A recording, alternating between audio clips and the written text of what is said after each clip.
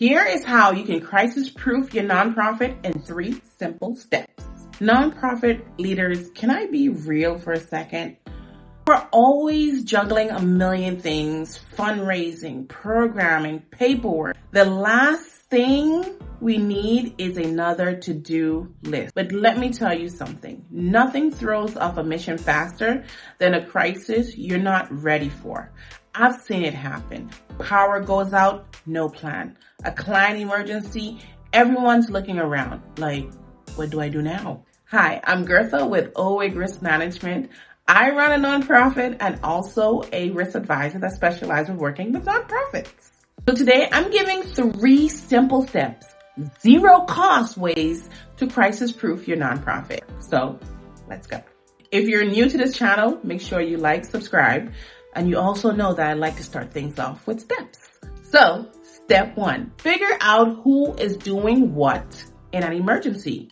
Because trust me, when something goes wrong, the last thing you want is a room full of people staring at each other saying, who's calling 911?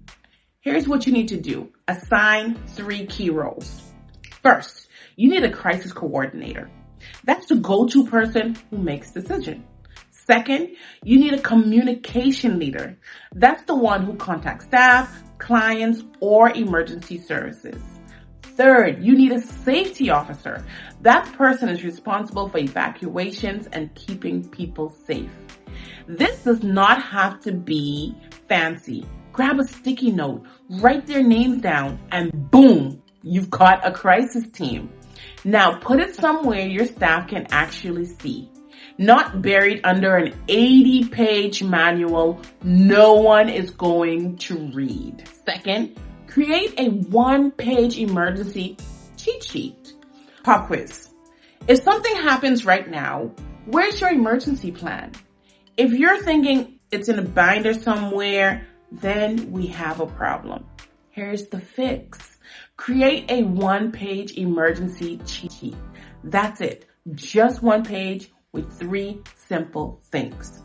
Who to call, list emergency contacts, key funders, IT support, what to do, evacuation steps, cyber threats, medical emergencies, and finally, where to go, safe zones, meeting points, emergency supplies, just the stuff your team actually needs. Stick it on the wall, email it to your team, or put it in your phone. Whatever works. Just make sure your people can find it when they need it. And finally, step 3. Having a plan is useless if no one knows how to use it. I'm going to say it again. Having a plan is useless if no one knows how to use it. So, quick question. When's the last time your team actually practiced what to do in a crisis?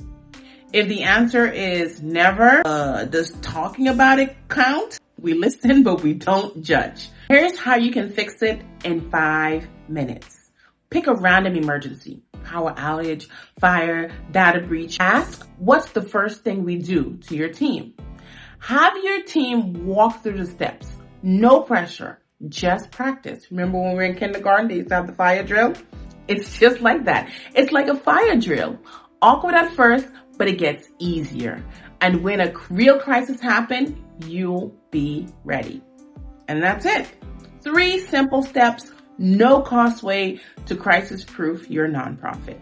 Assign your crisis team, create a 1-page cheat sheet, and actually practice it. So let me know in the comments, which one of these are you going to start with?